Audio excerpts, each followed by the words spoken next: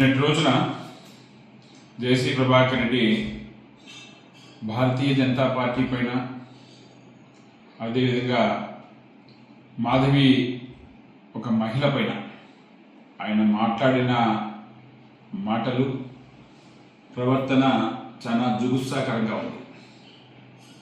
అని ఏ ఫ్రస్ట్రేషన్లో మాట్లాడుతున్నాడో అర్థం కావట్లేదు. బీజేపీ ప్రభుత్వంలో ఆయన బస్సులు తగిలిపెట్టాయంట. ఈ రాష్ట్రంలో ఏ ప్రభుత్వం ఉంది అనే ఆలోచన లేదు. పోలీసులకు కంప్లైంట్ చేసి ఏమీ కాదు అంటే మీరు ఈరోజు అధికార పార్టీలో ఉండి అధికార పార్టీ పైన లేకపోతే అధికారుల పైన అనుచితంగా ఏ విధంగా మాట్లాడుతున్నావో ఒకసారి గ్రహించుకోవాలి. అదేవిధంగా బీజేపీ కార్యకర్తల పైన మీ యొక్క వాడరాని పదాలన్నీ వాడుతున్నాం. భారతీయ జనతా పార్టీ కార్యకర్తలు ట్రాన్స్జెండర్లకు కన్నా హీనం ఉన్నావు. భారతీయ జనతా పార్టీ కార్యకర్తలు ఒక్కడున్నా కూడా వీర శివాజీ మాదిరి బతుకుతారు. మీ మాదిరి అధికారం ఉన్నప్పుడు లేకపోతే అవసరం ఉన్నప్పుడు లేకపోతే పలాయనం చిత్తగించే వ్యవహారాలు భారతీయ జనతా పార్టీ కార్యకర్తలు ఎప్పుడూ చేయరు. గ్రహించుకోండి ప్రభాకర్ రెడ్డి గారు. మీరు వయసు పెద్దది, మీ వయసు తగిన ప్రవర్తన లేకపోతే మాట తీరు ఉంటే బాగుంటుందని ఆశిస్తున్న సమాజం. చాలా రోజులుగా మీరు ఎందుకో బ్యాలెన్స్ కోల్పోయి మాట్లాడుతున్నారు. అది మంచిది కాదు.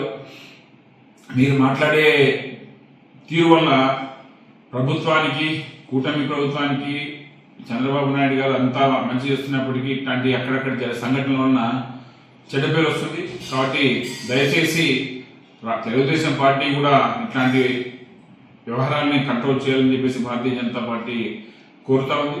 ఎందుకంటే ఆయన మాట్లాడిన భాష చాలా జుగుప్సాకరంగా ఉంది. మహిళలు, ఆమె ఒక నటి కాబట్టి ఆ రోజు ఆ సినిమాలో ఆమె నటన, ఆమె వృత్తిరీత్యా చేసిన పనిని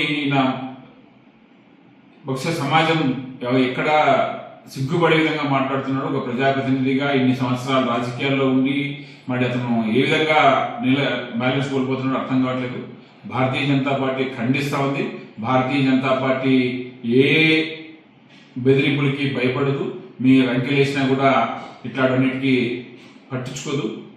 మీరు మాట్లాడిన విధానం మీకే వర్తిస్తుంది. ఒకసారి చరిత్ర చూసుకుంటే ఆంధ్రప్రదేశ్ ప్రజలకు కానీ లేకపోతే అనంతపురం ప్రజలకు కానీ భారతీయ జనతా పార్టీ తగలబెట్టే కార్యక్రమాలు కానీ, పగలగొట్టే కార్యక్రమాలు కానీ, విరుగొట్టే కార్యక్రమాలు ఎప్పుడు చేయదు.